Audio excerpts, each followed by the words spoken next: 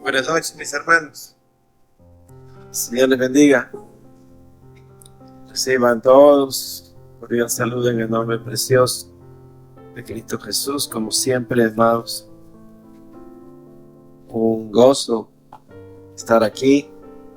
Me gozo de ver a mis hermanitos que están debutando prácticamente. Y esa es la mano de Dios que va formando, porque Él es digno de ser alabado, hermanos. La iglesia tiene que alabar al Señor. Necesitamos sangre nueva, sangre joven, que se integre, que puedan todos venir con corazones dispuestos a servir al Señor, para dar gloria y alabanza al que vive por los siglos de los siglos. Vamos a orar, amados.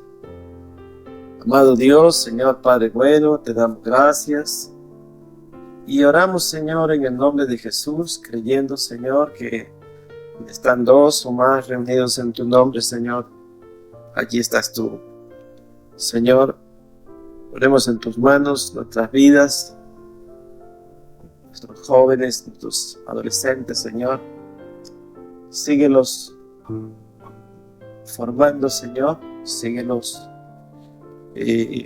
perfeccionando. Tú eres el único que perfecciona todas las cosas, Señor. Padre, y en el nombre que es por sobre todo nombre, te damos gracias. Te pedimos perdón, Señor, si de alguna manera te ofendemos, Señor Padre.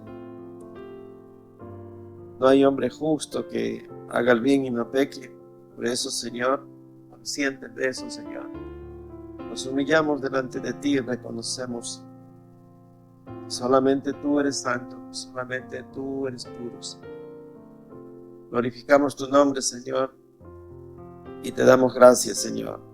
Ahora te rogamos que tu Espíritu Santo nos dirija, nos enseñe, nos conduzca, Señor, en medio de tu palabra, Señor, en el nombre poderoso de Cristo Jesús. Amén.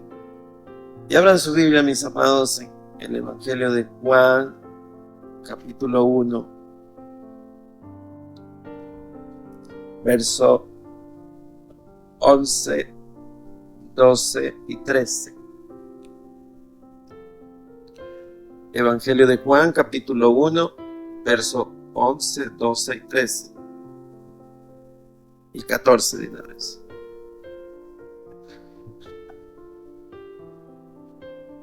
Y leemos en el nombre del Padre, y del Hijo, y con la santísima comunión de su Espíritu Santo. A los suyos vino, y los suyos no le recibieron, mas a todos los que le recibieron, a los que creen en su nombre, les dio potestad de ser hechos hijos de Dios, los cuales no son engendrados de sangre, ni de voluntad de carne, ni de voluntad de varón, sino de Dios.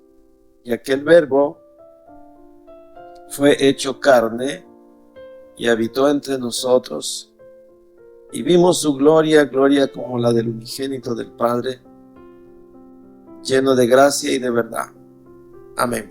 Pueden sentarse, hermanos.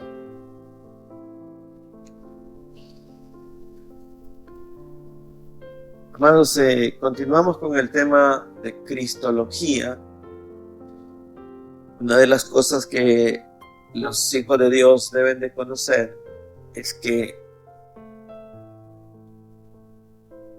de dónde proviene, cómo se manifiesta, cuál es la naturaleza, por qué Jesucristo se presenta en medio de los hombres. La Escritura nos dice que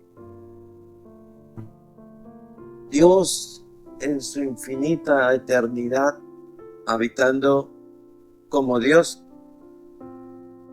no tuvo en poco el ser Dios y se hizo hombre. Eso es un hecho glorioso, maravilloso, dice, por lo cual Dios lo exaltó a lo sumo, porque se despojó él a sí mismo. Y esto es algo que tenemos que entenderlo para poderlo narrar, para poder testificar quién es Jesucristo. Jesucristo es Dios, pero tenemos que enseñar y aprender para poder enseñar a otros cómo es el proceso. Desde la eternidad, el plan de Dios estaba en que Jesucristo se manifestaría a los hombres. Pero en el Antiguo Testamento, amados, los reinos, los reyes, hacían alianza. Y esa alianza procedía de tal forma que un rey protegía al otro rey o a su reino. Siempre el mayor protegía al menor. Y ustedes vean, amados, esa relación, esa costumbre antigua que había entre los hombres, Dios la humaniza en él para manifestarse desde el comienzo de los tiempos. Y Dios hace una alianza con el hombre. Y esto lo vemos en el Antiguo Testamento. Y Dios, teniendo el poder para hacerse de los pueblos y someterlos, porque Él es todopoderoso, sin embargo se pone como de igual a igual, haciendo una alianza, pero en términos humanos, en términos en donde Él se allega a nosotros y se allega al pueblo de Israel, sobre todo a Israel, para formar una nación naciente, independiente de los demás pueblos, pero que tenga su corazón dispuesto para Dios. Pero eso en realidad era una aspiración de Dios, un anhelo de Dios que nunca se dio, porque el pueblo de Israel nunca entendió el mensaje. El pueblo de Israel fue infiel siempre para Dios, siempre rompió los nexos, siempre quiso vivir solo cuando estaban angustiados, cuando estaban necesitados, clamaban a Dios, y Dios, como esposo fiel, volvía y se manifestaba y les traía el auxilio que ellos necesitaban. Pero hasta la venida del Señor Jesús, cuando usted ve esta expresión, a los suyos vino, mas los suyos no le recibieron, mas a todos los que le reciben se les da la potestad de ser llamados hijos de Dios. Entonces, los hombres reclaman la paternidad de Dios, pero la paternidad se le da como potestad a aquel que recibe a Cristo Jesús. Esa es la connotación en general de lo que es la alianza, la encarnación de Dios, relacionándose con un pueblo. Vayamos al libro de Deuteronomio 32, amado. Deuteronomio 32.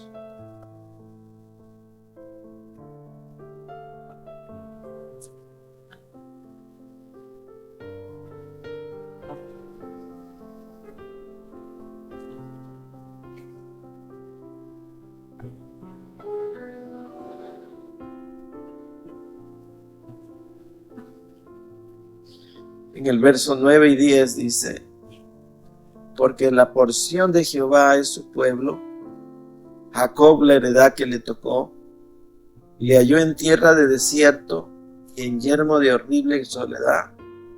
Lo trajo alrededor, lo instruyó, lo guardó como a la niña de sus ojos, como el águila que excita su nidada, revolotea sobre sus pollos. extiende sus alas, los toma, los lleva sobre plumas, sobre sus plumas. Jehová le guió y con él no hubo Dios extraño.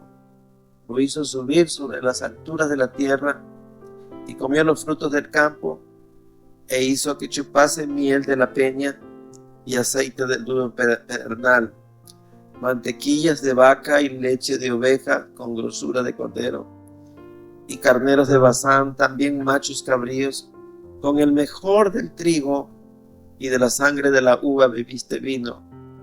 Pero engordó Jesurún, o sea, Israel, y tiró coces.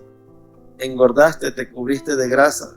Entonces abandonó al Dios que lo hizo y menospreció la roca de su salvación. Le despertaron a celos con dioses ajenos, lo provocaron a ira con abominaciones, sacrificaron a los demonios y no a Dios, a dioses que no habían conocido, a nuevos dioses venidos de cerca, que no habían temido vuestros padres. De la roca que te creó te olvidaste, te has olvidado de Dios tu creador. Lo vio Jehová y se encendió en ira. Pero el menosprecio de sus hijos y de sus hijas, y dijo: esconderé de ellos mi rostro, veré cuál será su fin, porque son una generación perversa, hijos infieles. Ellos me movieron a celos con lo que no es Dios, me provocaron a ira con sus ídolos. Yo también los moveré a celo con un pueblo que no es pueblo, lo provocaré a ira con una nación insensata, porque fuego se encendido en ira y arderá hasta la profundidad del Seol, y devorará la tierra y sus frutos, y abrazarán los fundamentos de los montes. Yo amontonaré males sobre ellos, emplearé en ellos mis saetas, consumidos serán de hambre y devorados de fiebre ardiente y de peste amarga. Diente de fieras enviaré también sobre ellos, con veneno de serpiente de la tierra. Por fuera desolará la espada, y dentro de las cámaras del espanto, así el joven como la doncella, el niño de pecho como al hombre cano. Yo había dicho que los esparciría lejos, que quería cesar de entre los hombres la memoria de ellos, de no haber temido la provocación del enemigo, no sea que se envanezcan sus adversarios, no sea que digan: nuestra mano poderosa ha hecho esto, y no Jehová, porque son nación privada de consejos, y no hay en ellos entendimiento. Ojalá fueran sabios que comprendieran esto, y se dieran cuenta del fin que les espera. ¿Cómo podría perseguir uno a 1000 y 2 hacer huir a 10,000, si su roca no los hubiese vendido y Jehová no los hubiera entregado? Porque la roca de ellos no es como nuestra roca, y aún nuestros enemigos son de ellos jueces, porque de la vid de Sodoma es la vid de ellos, y de los campos de Gomorra. Las uvas de ellas son uvas ponzoñosas, racimos muy amargos tienen, veneno de serpientes de su vino, y ponzoñosa cruel de áspide. No tengo yo esto guardado conmigo, sellado en mi tesoro. Mía es la venganza y la retribución, a su tiempo su pie resbalará, porque el día de su aflicción está cercano, y lo que les está preparado se apresura, porque Jehová juzgará a su pueblo, y por amor de sus siervos se arrepentirá, cuando viere que la fuerza pereció, y que no queda ni siervo ni libre. Como ven, amados, esta es una descripción de cómo se portó el pueblo de Israel. Y Dios los había conducido por el desierto, los había saciado, los había engordado, los había abrigado, los había guardado de todo mal. Pero ellos no entendieron la posición de Dios. Veamos en Éxodos 4,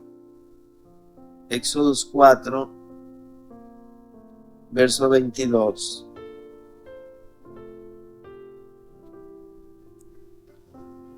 Miren cómo Dios toma a Israel y dirás a Faraón: Jehová ha dicho así, Israel es mi hijo, mi primogénito. Ya te he dicho que dejes ir a mi hijo para que me sirva, mas no has querido dejarlo ir. Y aquí yo voy a matar a tu hijo, tu primogénito. Vean ustedes cómo Dios ya toma a Israel como a hijo, como que fuera un solo hombre. O sea, lo determina así. Y esa era la relación que Dios quería tener con Israel. Una relación de padre a hijo, una relación muy entrañable, muy apegada. Pero Israel no entendía eso. Esto nos hace ver que ellos nunca comprendieron. Miren, Oseas 11:1 dice, Oseas 11:1 dice, cuando Israel era muchacho, yo lo amé y de Egipto llamé a mi hijo. Cuanto más yo los llamaba, tanto más se alejaban de mí. A los Baales sacrificaban y a los ídolos ofrecían saumerios.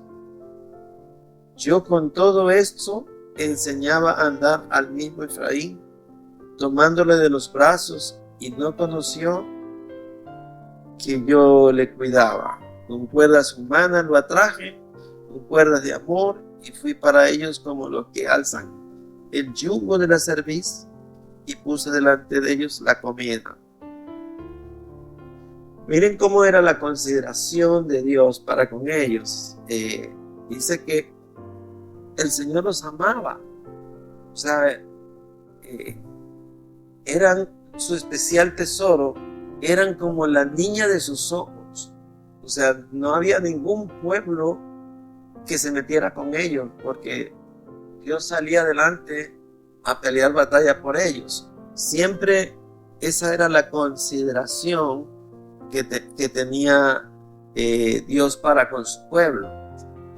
Si leemos lo que leímos la semana pasada en 1 Corintios 15, para terminar esta parte, quiero que vean 1 Corintios 15:47.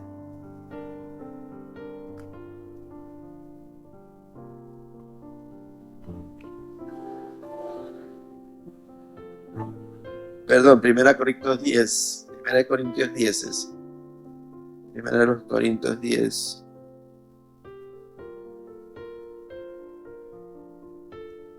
Verso 1. Dice, el apóstol Pablo escribe y dice, porque no quiero, hermanos, que ignoréis que nuestros padres todos estuvieron bajo la nube y todos pasaron el mar, y todos en Moisés fueron bautizados en la nube y en el mar, y todos comieron el mismo alimento espiritual, y todos bebieron de la misma bebida espiritual, porque bebían de la roca espiritual que los seguía, y la roca era Cristo.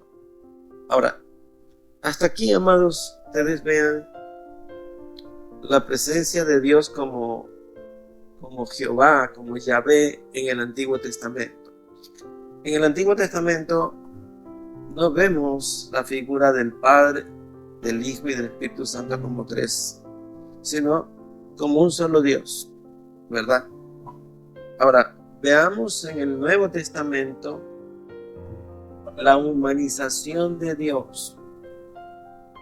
O sea, la diferenciación del Padre, del Hijo y del Espíritu Santo, recién la vemos en el Nuevo Testamento, pero no antes de que Jesucristo viniera a la tierra. O sea, la encarnación del Dios eterno, llegando y naciendo del vientre de una mujer. O sea, para hacer las cosas muy naturalmente humanas, para que pueda verdaderamente cumplirse la palabra que dice, así como el pecado entró por un hombre, tenía que salir por otro hombre. Para que en la persona de Cristo, porque Cristo, siendo Dios, se hizo hombre, y Él era tan Dios como tan hombre. O sea, lleno de emociones, de hambre, de frío, de dolor, de angustia. Todo eso padeció el Señor. O sea, no es algo que, porque era Dios, Él podía aguantar un clavo o un azote. En Él había el ay del dolor, la angustia, la desesperación, porque la parte humana de Él nunca dejó de ser, así como la parte divina de Él también. Pero Él no puso a favor de Él el poder de Dios para sobrellevar las cosas que como hombre tenía que llevar. ¿Me explico? O sea, Él podía hacer, por ejemplo, algo como que el dolor no le afectara. No, Él padeció el azote con el dolor, como todos nosotros tenemos dolor en ocasiones. Y Él pudo hacer cosas que muchos de nosotros hubiéramos hecho. El mismo Satanás en el desierto le dijo, di que estas piedras se conviertan en pan. Pero el Señor Jesús no hizo eso más bien lo reprendió. Fue después de que pasó la tentación que los ángeles vinieron y le sirvieron. Entonces, tenemos que ver, amados, que Él no puso a su favor en beneficio propio la grandeza de Él. La grandeza de Él la puso sí, pero a favor de nosotros, para multiplicar los panes y los peces, para sanar a los enfermos, para entender todo lo que nosotros tenemos en nuestra vida, ¿no? Se hizo hombre por eso, para estar en la condición que nosotros estamos realmente. Dice en Filipenses 2, verso 6.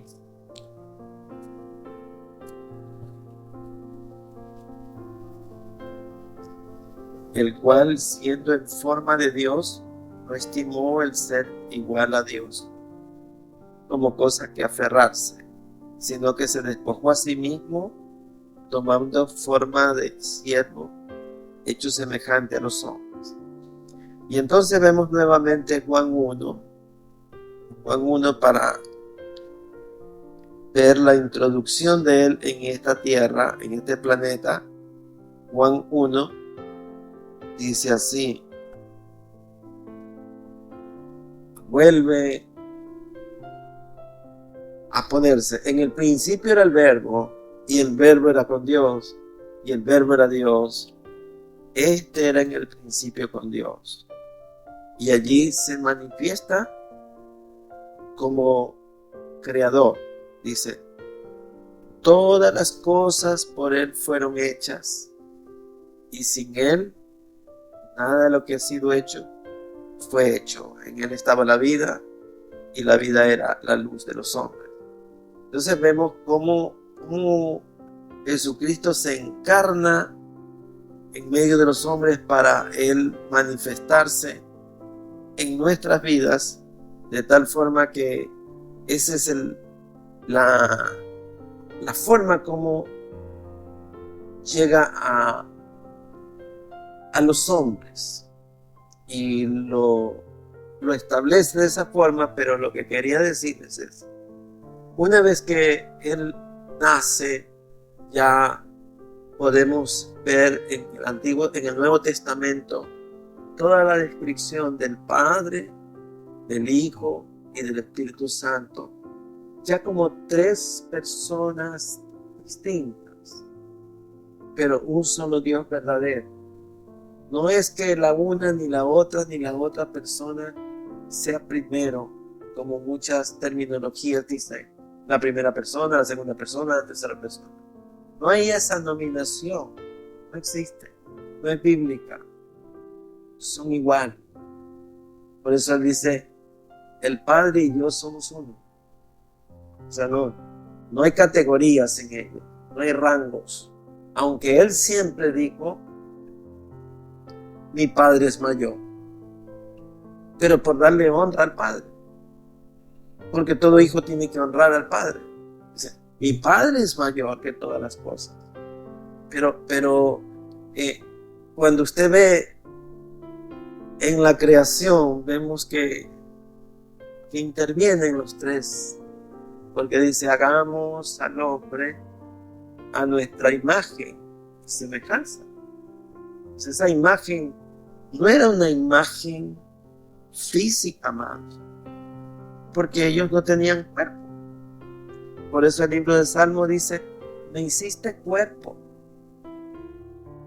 Pero el Dios de la eternidad es espíritu, no tiene cuerpo, no tenía cuerpo.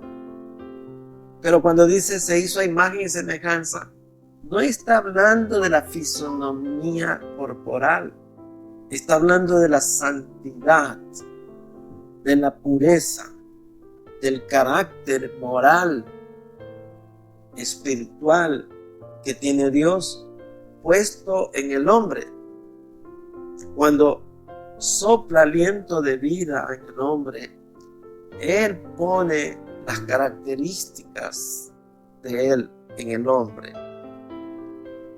Adán era puro, era santo, era sabio, era lleno de sabiduría, amados. No era un hombre cualquiera, amado, era algo especial, era superdotado, por decirlo así. O sea, pero tenía el libre albedrío y él desobedeció y se ejecuta la sentencia que estaba: el día que comieres del árbol de la ciencia del bien y el mal, ese día morirás. Entonces muere la parte espiritual de Adán. Entonces todos los hijos de Adán somos nosotros. Por eso es que nosotros nos parecemos al Padre Adán. Por eso es que tenemos que nacer de nuevo en Cristo, para no morir en Adán, porque en Adán, dice la Biblia, todos mueren. En Cristo Jesús todos tienen vida eterna. Entonces, si no nacemos de nuevo, como le dijo Jesús a Nicodemo, no veremos el reino de los cielos. Entonces, cuando usted nace de nuevo, ya muere lo terrenal, muere lo adámico, muere las características de Adán. Mire cómo enseguida la maldad se desbordó. O sea, desde el inicio, amados, una tierra tan pura que había, ya se contaminó con sangre, porque Caín derramó sangre de su hermano. Entonces vea a dónde llega la característica humana. Entonces es una característica horrorosa, amado. ¿Por qué? Porque venimos siendo como Jesús le llama a Satanás. Él es homicida desde el comienzo. Entonces el hombre es homicida, amados, en su estado natural. Es derramador de sangre. Se apresura a derramar sangre la naturaleza humana. Es el espiritual el que se aplaca, el que tiene misericordia, el que perdona, el que tiene temor a Dios. El terrenal no, el terrenal derrama sangre donde quiera, mata a su mismo hermano. Y ustedes vean lo que está pasando en el mundo. Esa es la situación. Son hijos de Adán. Y qué desfachatado el hombre de decir, no, todos somos hijos de Dios. No, los hijos de Dios son puros, son santos, son limpios, son agradables, no son jactanciosos, son humildes, son mansos, son llenos de misericordia, porque vienen de una simiente distinta. La simiente de Jesucristo es pura, es santa. Si estamos en la vid verdadera, llevamos mucho fruto. O sea, cuando Usted ve otros árboles, amados, figurativamente son infructuosos y si dan frutos son como de uvas agrias, siendo la uva agradable, dulce siempre. Las uvas agrias, amados, dan dentellera, o sea, se destiempan los dientes. Esa es la comparación entre un hijo de Dios que está siempre queriendo agradar a Dios, que sirve porque quiere ser visto por Dios y no por los hombres, que no tiene ningún problema de servir a Dios y que no espera nada de los hombres, sino que Él ha puesto su mirada en los cielos. De allí viene nuestro socorro y vienen nuestras bendiciones, hermano. Es allí. Entonces, esa es la encarnación de Cristo Jesús. Es lo que vemos, cómo se manifiesta Dios. Y veamos para entender un poquito más, Lucas 1:35. Lucas 1:35.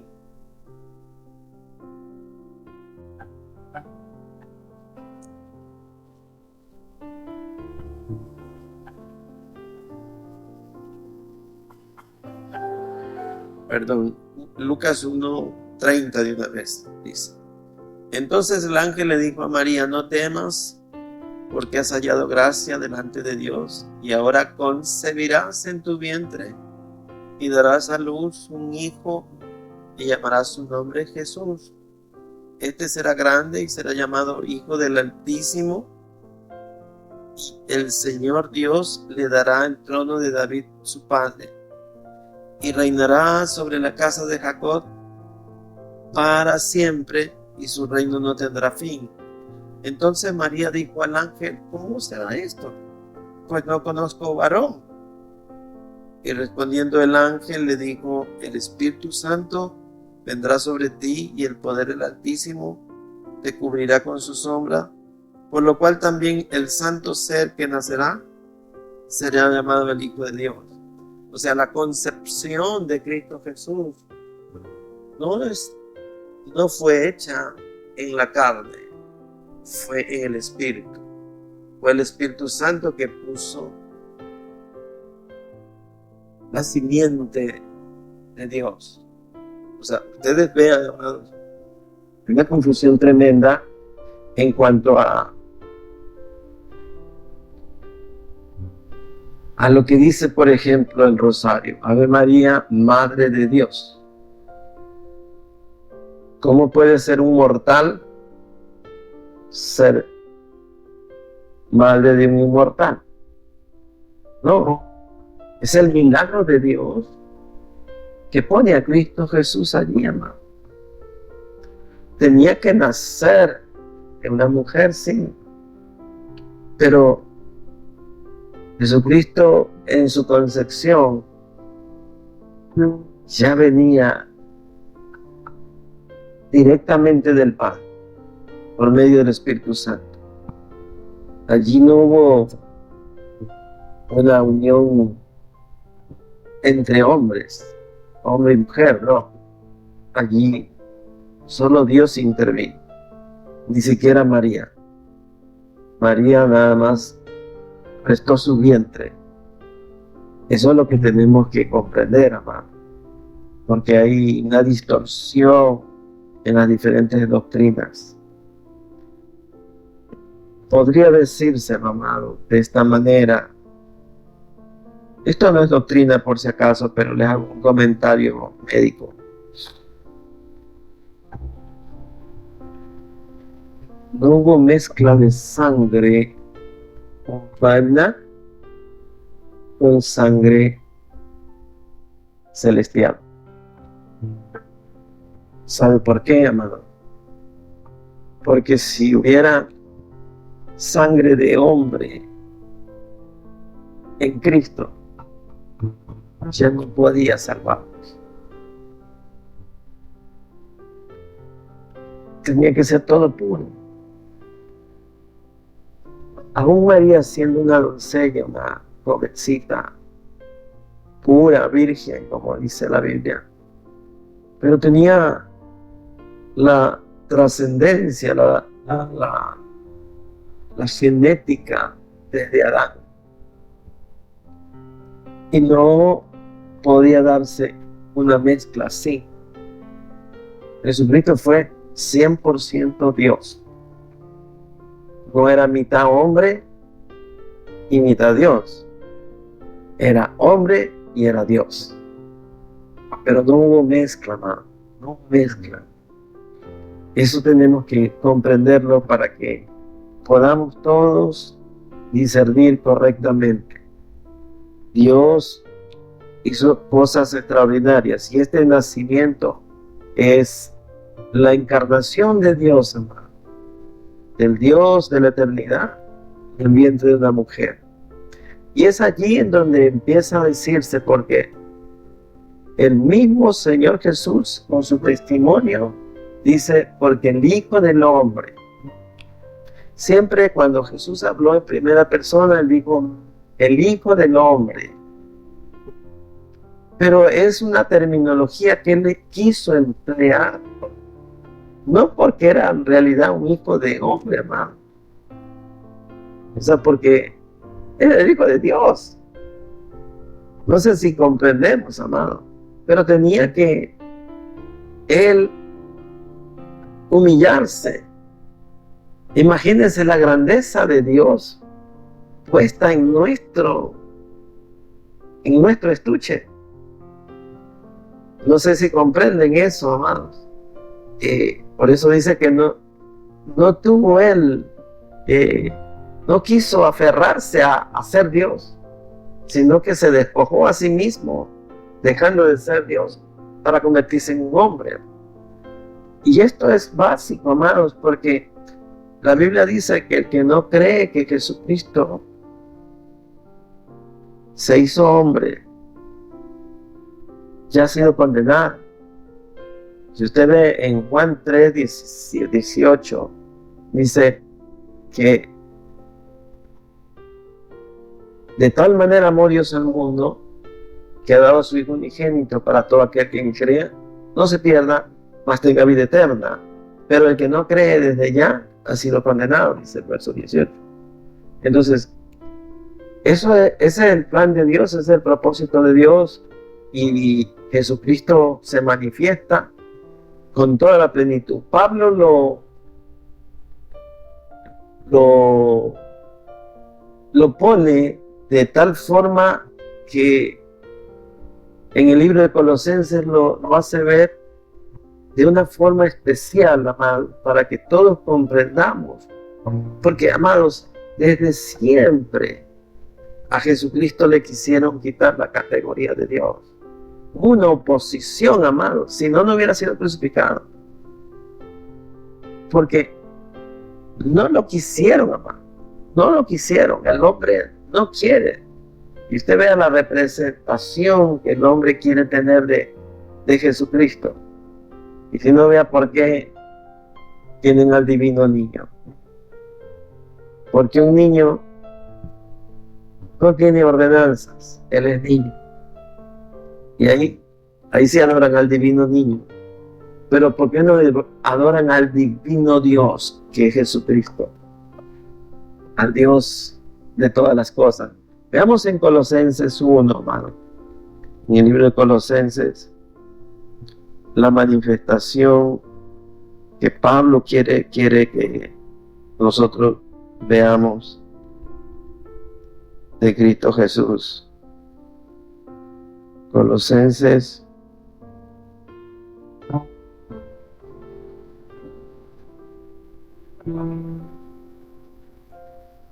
1:18.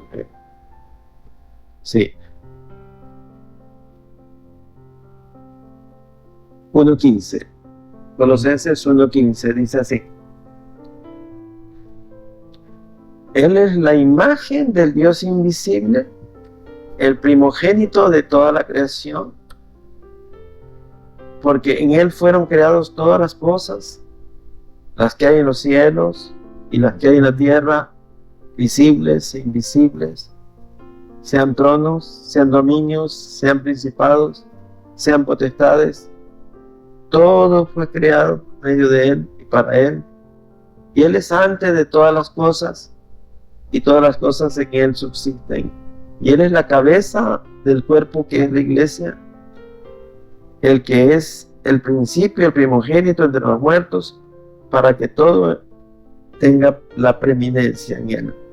Por cuanto agradó al Padre que en Él habitase toda la plenitud. O sea, completo. Eso significa completo, amados. O sea, no hay nada más. Y esto es fundamental para que podamos ver cómo Pablo lo describe y cómo Dios lo envía realmente para que podamos recibirlo de esa forma.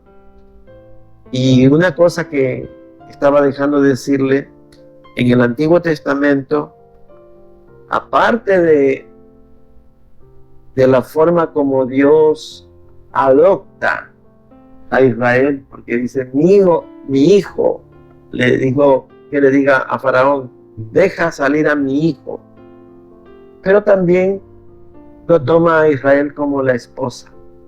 Veamos en Isaías 54:4.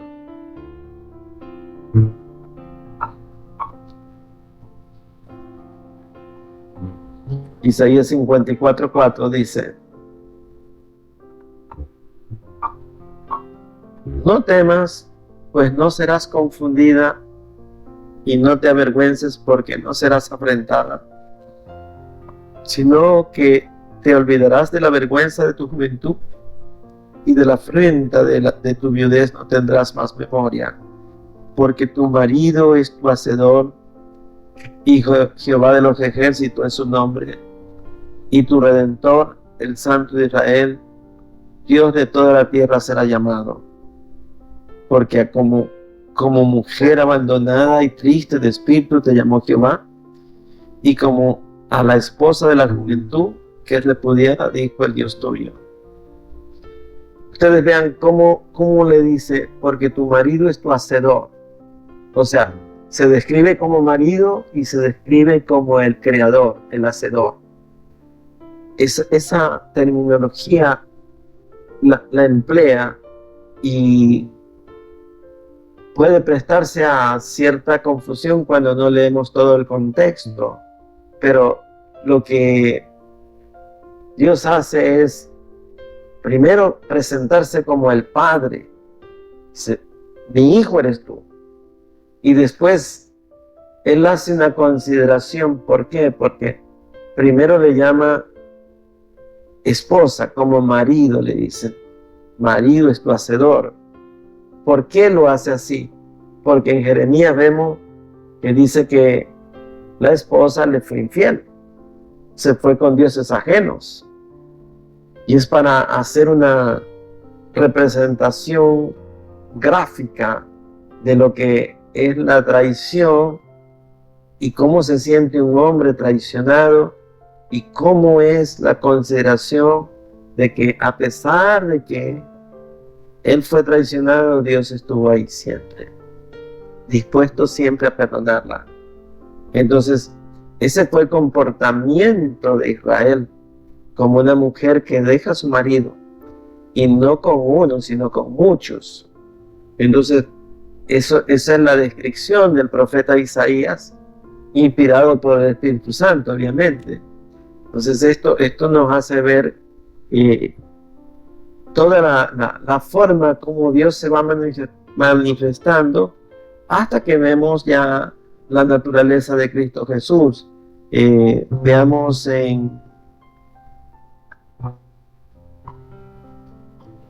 Juan 1, en 1 de Juan 5:20.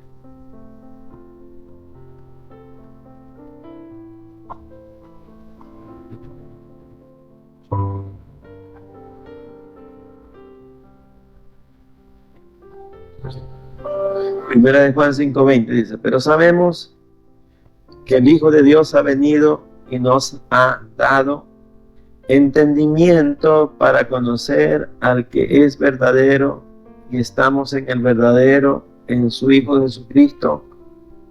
Este es el verdadero Dios y la vida eterna. Ustedes vean, o sea, cómo se describe el Hijo de Dios, y es el Hijo de Dios que trae entendimiento para que comprendamos cuál es el verdadero Dios. Esto es algo especial, amado. O sea, cuando viene Dios por medio de Cristo al corazón del hombre, Él mismo alumbra el pensamiento para que nosotros entendamos. Amados, cuando el hombre no recibe a Cristo y usted le quiere hablar de Cristo, ellos están cegados. Ellos siguen a la Virgencita, en los ídolos. Y si usted insiste, se hace enemigo de ellos. Lo botan de su casa. Si un hijo de una casa se vuelve cristiano, lo desheredan, caen en desgracia en esa familia. ¿Sabe por qué? Porque ellos no tienen entendimiento. Entonces usted, mire, amados, ¿cómo tenemos que dar gracias a Dios? Que usted y yo hemos entendido. Por eso la analogía que hacemos a veces de lo que es la tierra, ¿no? Dice, en el principio la tierra estaba desordenada y vacía. Así es nuestro principio, desordenados y vacíos. Vacíos porque no teníamos nada aquí en el corazón. Vacíos porque de aquí no salía nada bueno. Desordenados porque estábamos desordenados. No entendíamos. Pero cuando viene Cristo Jesús, Él nos ilumina, nos trae luz, trae entendimiento, nos llena de sabiduría para que entendamos quién es el verdadero. Dice, si usted lee bien, dice, y Él es el verdadero. Dice, pero sabemos que el Hijo de Dios ha venido y nos ha dado entendimiento para conocer al que es verdadero. O sea, Él mismo. Y estamos en el verdadero, en su Hijo Jesucristo. Este es el verdadero Dios y la vida eterna. Entonces no hay por donde nosotros podamos refutar esto, ¿no? Usted vea la terminología que usa el libro de Isaías referente a Jesucristo de manera profética. Vayamos a Isaías 9, verso 6. Isaías 9 describe quién es Cristo y habla de una manera especial. Usted mire cómo dice, ¿no? Porque un niño nos es nacido. Imagínese a usted que alguien le dice, te nació un niño. Usted dice, pero yo no estaba embarazado. ¿Cómo me va a nacer un niño? Pero es que sí nos nace un niño. O sea, en Cristo Jesús nos nace un niño. ¿Para qué, amados? Para que entendamos que de allí viene la salvación. Entonces dice, porque un niño nos es nacido, hijo nos es dado, y el principado sobre su hombro, y se llamará su nombre admirable, consejero, Dios fuerte, Padre eterno, príncipe de paz. O sea, ahí describe la naturaleza de Cristo, para que entendamos que Él es admirable. Que todas las cosas de Jesucristo son admirables, son de admirarlo. Toda la palabra de Dios es consejo, es consejero, por eso. Padre eterno, porque Él es eterno. Príncipe de paz, porque Él trae paz, amados. Si en una casa, escúcheme bien, si en una casa está Cristo Jesús, allí tiene que haber paz. Allí tiene que haber paz, allí tiene que haber armonía, allí tiene que haber mucha misericordia, allí tiene que haber la comprensión, allí hay el trato amable, allí hay paciencia, allí hay generosidad, allí hay perdón, allí hay toda la gracia de Dios, porque eso es lo que Jesucristo representa, hermano. Entonces, no puede ser que en la casa de los cristianos haya alborotos, iras, contiendas, celos, cosas que son innombrables. Y esto es lo que representa realmente Cristo Jesús, príncipe de paz. Él trae paz, hermano. Es que no se puede conciliar la paz si no está Cristo. Porque el hombre siempre quiere ganar para su molino, siempre quiere sacar ventaja, siempre quiere tomar lo suyo y lo de los demás también. No se conforma con lo que le corresponde, sino que siempre quiere tener más de lo que le toca. Esa es la forma como es el hombre. Vayamos a 1 Timoteo 6:15.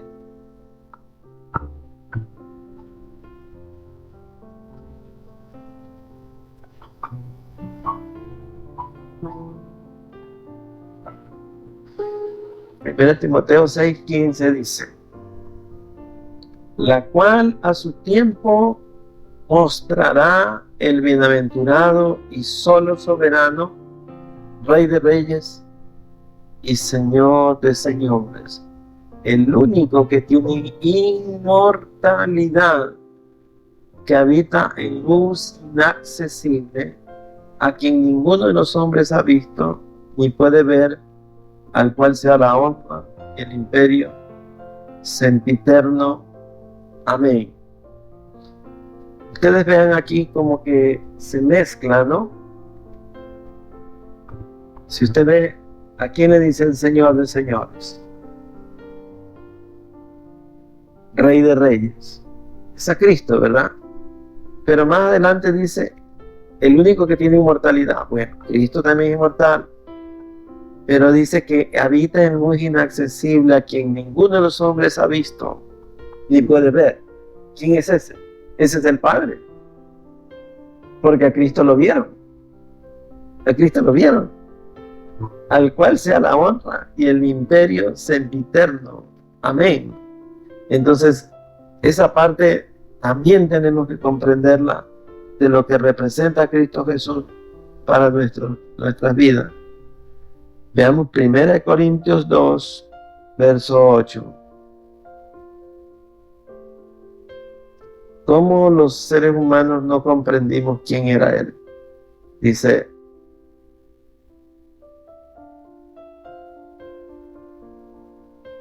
leamos desde el 7 para entender. 1 Corintios 2, 7.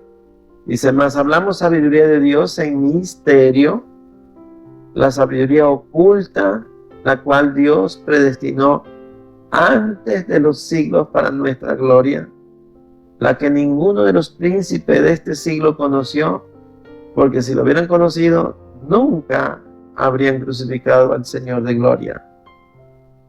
Entonces, vean ustedes, amados, no había entendimiento.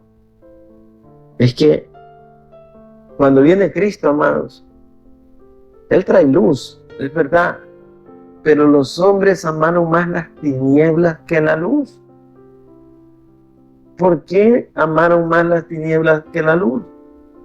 Porque sus obras eran malas y no querían que salgan a la luz. Y Jesucristo es luz. Cuando viene Cristo Jesús, Él hace ver todo lo que somos. Y los hombres dice que no comprendieron nunca quién era Él, sino nunca le hubieran crucificado. Pero cuando usted ve, amados, acuérdense cuando Jesús entra a Jerusalén montado en un pollino, todos pusieron sus mantos al piso y todos cantaban Hosana, bendito el que viene en el nombre del Señor. Una semana después, todos decían, crucifícalo. Cuando Pilato dijo, ¿a quién prefieren, a Barrabás o a este? Queremos a Barrabás, dije. Y Barrabás era un criminal. Y ellos quisieron a un criminal en vez de Cristo Jesús, amado, que era puro, que era santo, que los había sanado, les había dado de comer, había hecho cosas admirables, extraordinarias. Solo un ciego puede hacer eso.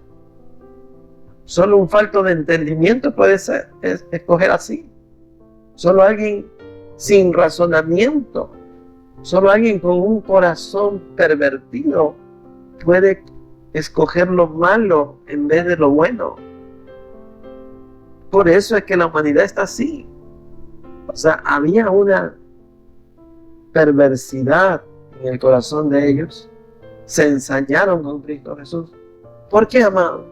Porque vivían en tinieblas, no entendían, no conocían, no podían ver, amados. Estaban viendo allí al mismo Dios. Y dice que la gracia estaba sobre él, amado. O sea, la persona de Cristo tiene que haber resplandecido una gracia extraordinaria. La mirada de él, tierna, sublime, estaba allí y ellos no lo resistían siquiera. Se mordían los dientes, querían despedazarlo, querían matarlo. Era Satanás sobre ellos, el mismo Caín, queriendo matar a Abel. Ese corazón tenían ellos. Entonces usted vea por qué, amados, acontecen estas cosas. ¿Por qué usted ve tanto asesinato? Porque ellos están en una condición de tinieblas, con un corazón cerrado para toda cosa. Bien, amados, nos vamos a quedar allí. Continuamos el otro jueves con Cristología. Vamos a orar, vamos a ponernos en manos del Señor. Padre amado, Señor, ahora que vamos a salir de este lugar, te rogamos, Señor, que el ángel de Jehová, que acampa alrededor de los que te temen, nos guarde y nos defienda. Llévanos, Señor, con bendición a nuestros hogares, Señor. Y en el nombre de Jesús te damos gracias. Amén. Y los que confían en Jehová son como el monte de Sión, que no se mueven, sino que permanecen para siempre.